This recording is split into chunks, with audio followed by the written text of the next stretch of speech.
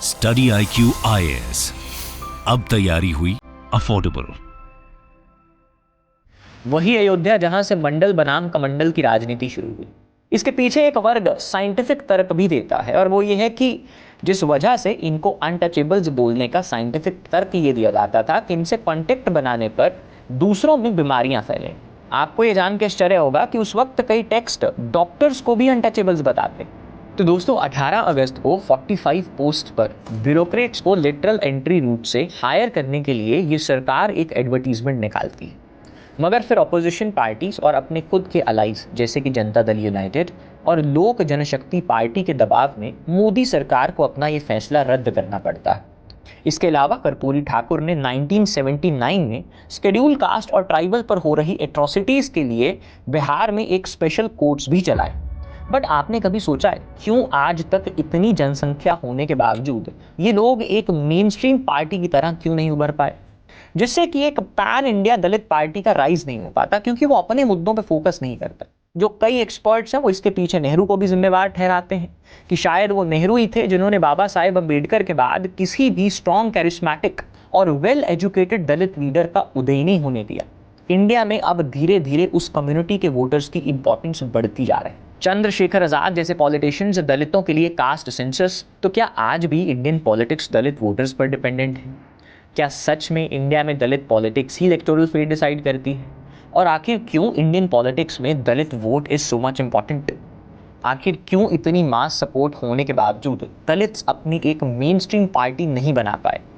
और क्यों दलित पॉलिटिक्स का ये सिक्का साउथ की पॉलिटिक्स में नहीं चलता? इन सभी सवालों का जवाब जानेंगे आज के इस वीडियो में। 4 जून 2024 इस दिन पूरा इंडिया पिछले 2 महीनों से चल रहे लोकसभा इलेक्शंस के रिजल्ट्स का इंतजार कर रहा था। अलग अलग एग्जिट पोल्स ने अपने चैनल्स पर बीजेपी को 400 प्लस सीट से विनर भी घोषित कर दिया था कि इस बार तो 400 पार। लेकिन जब शाम तक इलेक्शंस के रिजल्ट आए तो सभी एग्जिट पोल्स धरे के धरे रह गए। पर पब्लिक को शॉक तब लगा जब उन्हें पता चला कि जिस सीट को लेकर बीजेपी सबसे ज्यादा कॉन्फिडेंट थी, वहीं पर बीजेपी को अपनी one of the biggest defeats मिली। जी हाँ, हम बात कर रहे हैं यूपी के अयोध्या में फैजाबाद सीट की। वही अयोध्या जहां से मंडल बनाम कमंडल की राजनीति शुरू हुई, जहां पर समाजवादी पार्टी से दलित लीडर अवधेश प्रसाद ने बीजेपी के upper caste candidate Lallu Singh को 54,000 वोट से हरा दिया। राम मंदिर बनाने के बावजूद बीजेपी अयोध्या से ये सीट हार गई। इन शॉकिंग रिजल्ट्स के बाद कई एक्सपर्ट्स इस जीत के पीछे समाजवादी पार्टी की दलित पॉलिटिक्स को रिस्पॉन्सिबल मान रहे हैं। वैसे कुछ इसी तरह का एक वाक्य इंदिरा गांधी के साथ भी हुआ था। ये बात है 1977 के लोकसभा इलेक्शंस की। तो इमरजेंसी हटने के बाद सरकार ने लोकसभा इलेक्शंस अनाउंस किए। हर बार की तरह इंदिरा गांधी अपना गढ़ माने जाने वाली रायबरेली सीट से इलेक्शंस लड़ने वाली थी। लेकिन इलेक्शन से कुछ दिन पहले ही कांग्रेस के दलित लीडर जगजीवन राम ने पार्टी को छोड़ दिया और उन्होंने जनता पार्टी के साथ इलेक्शंस लड़ने का डिसीजन लिया। उनके इस फैसले से यूपी के ज्यादातर दलित वोट्स जनता पार्टी की ओर चले गए और इंदिरा गांधी को रायबरेली सीट से पहली बार हार का सामना करना पड़ा। लोक बंधु राज नारायण ने उन्हें लगभग 55,000 वोटों से ही हराया था। कहा जाता है कि कांग्रेस के डाउनफॉल का ये एक टर्निंग पॉइंट साबित हुआ, जिसके बाद मोरारजी देसाई की जनता पार्टी वाली सरकार बनी। यहाँ कहने का मतलब बस ये है कि इंडिया में दलित पॉलिटिक्स और दलित वोट सरकार बनाने में एक बहुत ही इंपॉर्टेंट रोल निभाती है। जिसके साइड दलित वोट वही दिल्ली जाता है। तो क्या आज भी इंडियन पॉलिटिक्स दलित वोटर्स पर डिपेंडेंट है? क्या सच में इंडिया में दलित पॉलिटिक्स ही इलेक्टोरल फेट डिसाइड करती है? और आखिर क्यों इंडियन पॉलिटिक्स में Dalit vote is so much important? आखिर क्यों इतनी मास सपोर्ट होने के बावजूद दलित्स अपनी एक मेन स्ट्रीम पार्टी नहीं बना पाए? और क्यों दलित पॉलिटिक्स का ये सिक्का साउथ की पॉलिटिक्स में नहीं चलता? इन सभी सवालों का जवाब जानेंगे आज के इस वीडियो में। शुरू करते हैं history of Dalits in pre independence era से। दोस्तों देखिए, दलित वर्ड संस्कृत के दलिता या मराठी के दलिद्रम से डराइव करा गया है, जिसका मतलब होता है ब्रोकन या स्कैटर्ड। हिंदू कास्ट हायरार्की में दलितों को ब्राह्मण, क्षत्रिय, वैश्य और शूद्र यानी चतुर्वर्ण सिस्टम से बाहर एक 5th वर्ण में रखा गया था, जिसका नाम था पंचम। अंबेडकर साहब इन्हें डिप्रेस्ड क्लासेस और गांधी जी इन्हें हरिजन कहते थे। दलितों को उस वक्त के ऊपर अनटचेबल्स समझा जाता था, इसलिए उन्हें वर्ण व्यवस्था से भी बाहर ही रखा गया था। इसके पीछे एक वर्ग साइंटिफिक तर्क भी देता है और वो ये है कि पुरातन काल में जहां शूद्र और वैश्य को पिछड़ा वर्ग जरूर समझा जाता था, पर उन्हें ब्राह्मणों के घर पे काम या समाज में एक इंपॉर्टेंट हिस्सा जरूर माना जाता था। वहीं ये फिफ्थ वर्ण को चंडाल का नाम दिया गया था, जो कि गांव से बाहर रहते थे और मल मूत्र और डेड बॉडीज को संभालने का काम करते थे, जिस वजह से इनको अनटचेबल्स बोलने का साइंटिफिक तर्क ये दिया जाता था कि इनसे कांटेक्ट बनाने पर दूसरों में बीमारियां फैलेंगी। आपको ये जान के आश्चर्य होगा कि उस वक्त कई टेक्स्ट डॉक्टर्स को भी अनटचेबल्स बताते हैं। यहां तक कि 1850s तक इंडिया में दलितों को एक्सेस टू एजुकेशन भी नहीं दिया जाता था। उल्टा उनका फिजिकल, इमोशनल, इकोनॉमिकल हरासमेंट किया जाता था।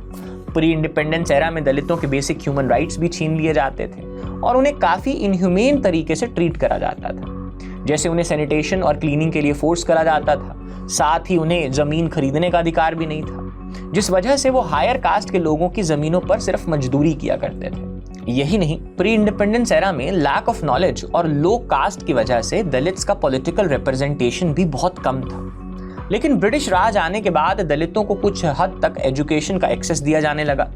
19th सेंचुरी में गोपाल बाबा वलंकर, हरिचंद्र ठाकुर, ज्योतिबा फूले और बाबा साहेब अम्बेडकर जैसे लोगों ने दलितों के साथ हो रहे डिस्क्रिमिनेशन के खिलाफ एक आवाज उठाई।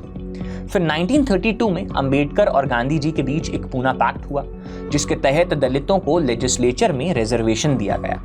फिर गवर्नमेंट ऑफ इंडिया एक्ट 1935 के तहत अनटचेबल्स यानी दलित्स को एससी में कैटेगराइज किया गया, यानी कि शेड्यूल्ड कास्ट में कैटेगराइज करा गया।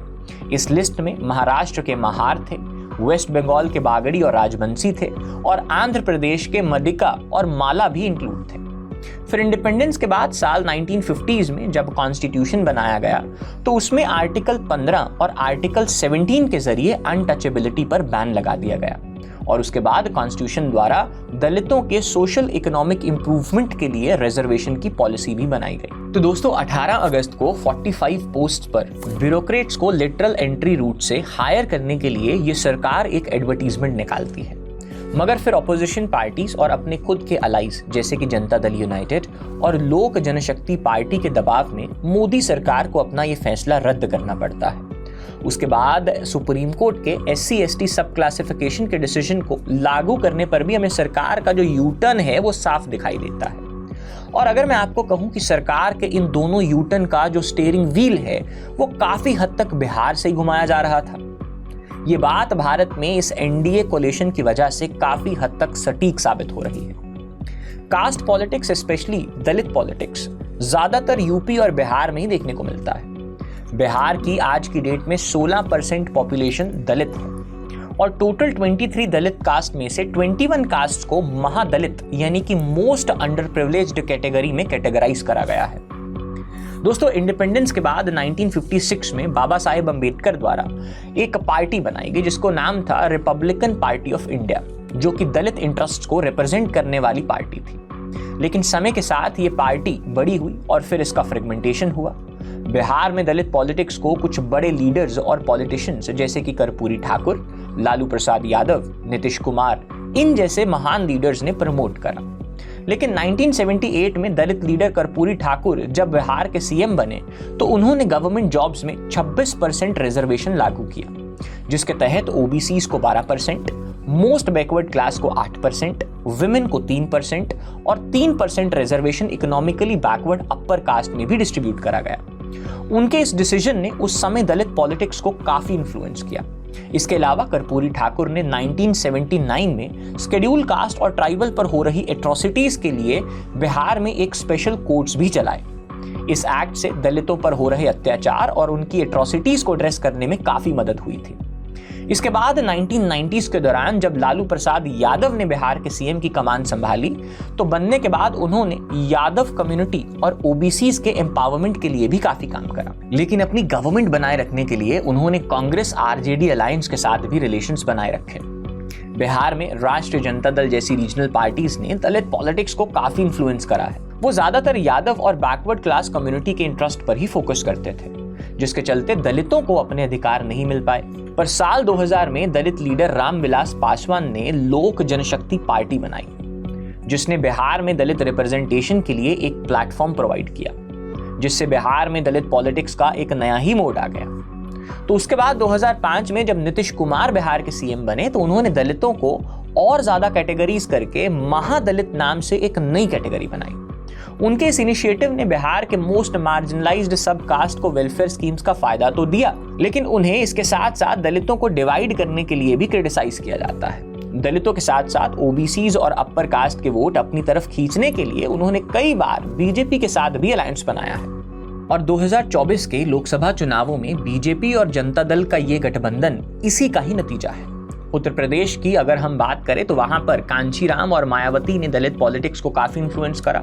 साल 1978 में BAMCEF all India backward and minority communities employees federation और साल 1984 में बहुजन समाज पार्टी की स्थापना करने के बाद कांचीराम ने दलित और मार्जिनलाइज कम्युनिटीज को पॉलिटिकली अपनी तरफ मोबिलाइज किया। इसी की वजह से उन्हें आर्किटेक्ट ऑफ दलित मोबिलाइजेशन भी कहा जाता है। उन्होंने दलित एम्पावरमेंट के लिए उनके इकोनॉमिक इंडिपेंडेंस और सोशल अवेयरनेस पर फोकस करा। उनका यह मानना था कि दलित कम्युनिटी भी पॉलिटिकल पावर होल्ड करे। कांचीराम के बाद उनकी जो शिष्य थी मायावती, तो साल 1995 में यूपी की पहली दलित सीएम बनी। उनकी लीडरशिप में भी साल 2007 में बीएसपी ने ब्राह्मण्स, मुस्लिम्स और दलितों को साथ मिला के कोलिशन रेनबो बनाकर सिंगल पार्टी मेजॉरिटी गवर्नमेंट बनाई थी। उनके इस पीक पॉलिटिकल करियर के बाद लेकिन उनका जो वोट शेयर और सीट्स दोनों ही डिक्लाइन होते गए, और उसी का रिजल्ट हम 2024 के लोकसभा इलेक्शंस में भी देख सकते हैं, जहां पे उन्हें बहुत ज्यादा कम सीट्स मिली।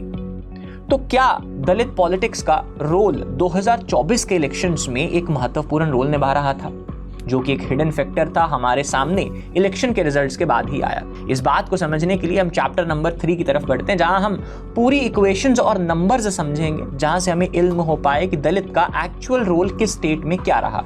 तो दोस्तों 2024 के लोकसभा इलेक्शंस में कांग्रेस पार्टी ने 2019 के मुकाबले जहां की SC कास्ट रिजर्व सीट्स में उनका जो वोट शेयर 16.7% था, वहां से बढ़ाकर वो लोग 20.8% तक ले गए। नेशनल इलेक्शन स्टडी के डेटा के मुताबिक दलित वोटर्स की चॉइस ने कई स्टेट्स की पॉलिटिकल पार्टीज की तकदीर डिसाइड करी है। डेटा सजेस्ट करता है कि जहां दलित वोटर्स ने एनडीए और इंडी अलायंस में से जिसकी भी तरफ वोट दिया है, वहां उनकी सीटें बढ़ी हैं। जैसे यूपी में अखिलेश यादव और राहुल गांधी के कास्ट सेंसस वाले कैंपेन और रिजर्वेशन वाले कैंपेन की वजह से दलित वोट कांग्रेस पार्टी की तरफ चला गया, जिससे कि यूपी में इंडी अलायंस की सीट्स बढ़ी। लेकिन बिहार में नीतीश कुमार बीजेपी के साथ अलायंस में थे और उस वजह से बिहार में एनडीए की सीट्स बढ़ गई। महाराष्ट्र में भी दलित कम्युनिटी ने इंडी अलायंस को सपोर्ट किया था। उसके बाद जो इंडी अलायंस ने महाराष्ट्र में भी सीटें जीती। अब अगर राजस्थान की बात करें तो यहाँ 46% दलित्स ने कांग्रेस को वोट करा, वहीं बीजेपी का वोट शेयर सिर्फ 37% था। इसी के चलते हुए 2014 और 2019 में सभी 25 सीटें जीतने वाली बीजेपी 2024 के इलेक्शंस में सिर्फ 15 सीट ही जीत पाई। गुजरात में 57% दलित वोटर्स ने यहाँ की बीजेपी को वोट करा और 43% ने कांग्रेस को वोट करा, जिसकी वजह से बीजेपी गुजरात में 26 में से 25 सीट जीत पाई। हरियाणा में दलित वोटर्स ने कांग्रेस को सपोर्ट करा, जिसकी वजह से 2019 के इलेक्शंस में एक भी सीट ना जीतने वाली कांग्रेस 2024 के इलेक्शंस में 10 में से 5 सीट्स जीत पाई। ओडिशा में भी दलित कम्युनिटी ने बीजेपी को सपोर्ट करा। यहाँ की दलित कम्युनिटी ने 46% बीजेपी को, 40% बीजू जनता दल को और 15% वोट्स कांग्रेस को दिए। इसका नतीजा ये था कि बीजेपी 21 में से 20 लोकसभा सीटें और 147 में से 78 असेंबली सीट्स जीत पाई, जिसके बाद कि उन्होंने 25 साल से बनी नवीन पटनायक की गवर्नमेंट को हटाकर वहां पे अपनी सरकार बना ली। वेस्ट बंगाल के अगर हालात देखें तो वेस्ट बंगाल में 45% दलित वोटर्स ने बीजेपी को सपोर्ट करा और 41% वोटर्स ने टीएमसी यानी कि ममता बनर्जी की पार्टी को सपोर्ट करा, जिसके चलते ज्यादा डिफरेंस ना होने की वजह से टीएमसी यानी कि तृणमूल कांग्रेस 42 में से 29 सीट्स जीतकर अपनी सरकार बना पाई। साउथ की स्टेट्स की अगर बात करें तो यहाँ पे कुछ अलग ही नजारा है। यहाँ पे अगर हम देखें तो आंध्र प्रदेश में दलित वोट्स टीडीपी और जन सेवा पार्टी में इक्वली डिवाइडेड थी। तेलंगाना के वोटर्स ने 46% दलित वोट्स जो थी वो कांग्रेस को दी और 23% वोट्स बीजेपी को मिली, और वहीं 31% वोट्स वहां की पार्टी बीआरएस को मिली। कांग्रेस का सबसे अच्छा परफॉर्मेंस कर्नाटका में रहा, जहां उन्होंने 61% दलित वोट्स हासिल किए थे। वहीं बीजेपी का जो सबसे अच्छा परफॉर्मेंस है वो असम में रहा, जहां उन्हें 71% दलित वोट्स मिले थे। अब इस पूरे डेटा से हम ये कह सकते हैं कि किसी भी पॉलिटिकल पार्टी का फेट यानी कि फ्यूचर डिसाइड करने में whether they will be coming to power और नॉट, दलित वोट एक काफी इंपॉर्टेंट रोल निभाता है। लेकिन कुल मिलाके एक बात और देखने को मिलती है कि डीप साउथ में ये दलित पॉलिटिक्स साउथ इंडिया की पॉलिटिक्स को क्यों नहीं इफेक्ट करती। तो दोस्तों देखिए, साउथ के स्टेट्स में दलित पॉलिटिक्स का ज्यादा इन्फ्लुएंस ना होने की कई सारी वजह है। जैसे साउथ में सालों से स्ट्रॉन्ग पार्टी डोमिनेंस रही है। तमिलनाडु की अगर बात करी जाए तो वहां पर डीएमके और एआईडीएमके जैसी दो स्ट्रॉन्ग पार्टीज हैं। अब स्ट्रॉन्ग ऑर्गेनाइजेशनल स्ट्रक्चर और कैरिस्मेटिक पर्सनालिटी वाले लीडर्स होने की वजह से ये स्ट्रॉन्ग पॉलिटिकल पार्टीज वहां की जो छोटी छोटी दलित पार्टीज हैं, जैसे कि विदुथलाई चिरुथगलाई कटची यानी कि वीकेसी और पीटी जैसी पार्टीज को ओवरशैडो कर देती है। इसके अलावा एक रीजन ये भी है कि तमिलनाडु जैसी स्टेट में वहां की स्ट्रॉन्ग पार्टीज दलितों के लिए काफी वेलफेयर स्कीम्स खुद ही ले आती हैं और उनके कंसर्न्स को टाइम टू टाइम एड्रेस भी करती रहती है, जिसके चलते अपने आप कोई भी इंडिपेंडेंट दलित पार्टी उन पार्टीज के सामने इतना स्ट्रॉन्ग नहीं बन पाती। साउथ में दलित पार्टी के सक्सेसफुल ना होने के पीछे उनका लिमिटेड इलेक्टोरल सक्सेस भी रिस्पॉन्सिबल है, क्योंकि कई बार तमिलनाडु की वीकेसी और पीटी पार्टी ने इंडिपेंडेंट इलेक्शन लड़ने की कोशिश जरूर करी है, लेकिन उन्हें इतना ज्यादा सक्सेस नहीं मिल पाया, जिसके चलते उन्हें बड़ी पार्टीज के साथ बार बार कई इलेक्शंस में अलाइन होना पड़ता है। लो इलेक्टोरल सक्सेस के पीछे वहां का जो इंटरनल डिवीजन है वो भी जिम्मेवार है। तमिलनाडु जैसी स्टेट्स में दलितों की जो अलग अलग सब कास्ट है वो आपस में ही बट चुकी है, जिसके चलते वो सब मिलकर एक दलित पार्टी को सपोर्ट नहीं कर पाते। इसके अलावा साउथ स्टेट्स के दलित वोटर्स आइडेंटिटी और कास्ट पॉलिटिक्स से ज्यादा इकोनॉमिक ग्रोथ और डेवलपमेंट को इंपॉर्टेंस देते हैं। ऐसे में जो भी पार्टी उनके गोल्स को अचीव करने में मदद करती है वो उन्हें ही वोट दे देते हैं। इस सब के अलावा तमिलनाडु जैसी स्टेट्स में दलित और कास्ट से ज्यादा वहां की पब्लिक अपने आप को तमिल आइडेंटिटी से एसोसिएट करती है। इसी वजह से वहां पर दलित या कास्ट पॉलिटिक्स को जगह नहीं मिल पाती। बट ऐसे में ये भी सवाल उठता है कि चलिए मान लिया साउथ इंडिया में तो ये रीजंस हैं जिसकी वजह से एक पार्टी उभर के नहीं आ पाई, बट ऐसे में कभी आप लोगों ने ये बात सोची है कि इतनी ज्यादा मास पॉपुलेशन होने के बावजूद भी why there is no mainline Dalit party in India, BJP या कांग्रेस जैसी पार्टी क्यों नहीं है। तो दोस्तों जैसा कि हम सब ये देखते हैं कि इंडिया में दलित पार्टीज किसी न किसी बड़ी पार्टी को सपोर्ट तो जरूर करती हैं, यानी कि भारत की सत्ता के सिंहासन का एक मेजर सपोर्ट पिलर ये भारत की दलित पॉलिटिक्स की पार्टीज ही हैं। बट आपने कभी सोचा है क्यों आज तक इतनी जनसंख्या होने के बावजूद ये लोग एक मेन स्ट्रीम पार्टी की तरह क्यों नहीं उभर पाए, या खुद वो बीजेपी और कांग्रेस की तरह अभी तक एक बड़ी पार्टी क्यों नहीं बन पाए। इसके रीजंस बीएसपी और आरपीआई जैसी बड़ी दलित पार्टीज का हो रहा डिक्लाइन है। ये पार्टीज अपने वोटर्स को आइडेंटिटी पॉलिटिक्स के अलावा कुछ और कंट्रीब्यूट करने में आज तक फेल साबित हुई है। साथ ही समय समय पर इन पार्टीज ने अपने फायदे के लिए बड़ी पार्टीज के साथ हाथ मिलाया है और इसकी वजह से इनके जो वोटर्स हैं और इनके जो लीडर्स हैं उनके अंदर एक इंटरनल फ्रेगमेंटेशन आ गया है। इसके अलावा कास्ट पॉलिटिक्स से तंग आकर आज का दलित वोटर भी अपनी इकोनॉमिक ग्रोथ चाहता है, जो कि उसे मेन स्ट्रीम पॉलिटिकल पार्टीज में ही दिखाई देती है, इसलिए वो उन्हें ही वोट देता है। जैसा कि हम जानते हैं और हमने ये 2024 के लोकसभा इलेक्शंस में देखा भी कि जब भी लोकसभा जैसे इलेक्शंस आते हैं तो दलित लीडर्स मेन स्ट्रीम पार्टीज के साथ नेगोशिएशंस करने में लगे रहते हैं और उनका मेजर एजेंडा ये होता है कि किस बड़ी मेन पार्टी को सपोर्ट करा जाए, जिससे कि एक पैन इंडिया दलित पार्टी का राइज नहीं हो पाता, क्योंकि वो अपने मुद्दों पे फोकस नहीं करता।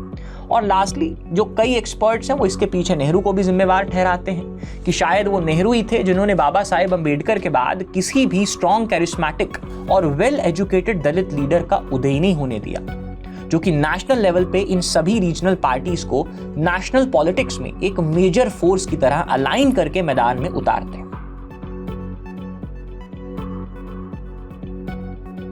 तो दोस्तों इस सब के बाद क्या सॉल्यूशन हो सकता है। तो देखिए, प्री इंडिपेंडेंस एरा में एट्रोसिटी सहने के बावजूद जिस कम्युनिटी को लोग सबसे नीचा समझते थे, इंडिया में अब धीरे धीरे उस कम्युनिटी के वोटर्स की इंपॉर्टेंस बढ़ती जा रही है। चंद्रशेखर आजाद जैसे पॉलिटिशियंस दलितों के लिए caste census, protection from atrocities, reservation policies, equality, economic rights, reforms in law and political representation जैसे मुद्दों को एक बुलंद आवाज में उठाते हैं।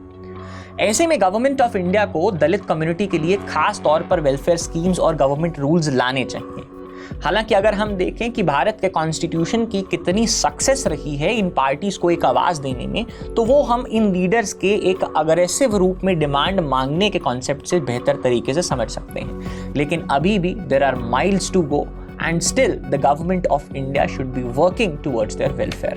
अब आपके क्या विचार हैं इसके ऊपर जरूर हमें कमेंट्स में बताइएगा। That was analysis for today's video. See you guys in the next one. Study IQ IAS, अब तैयारी हुई अफोर्डेबल।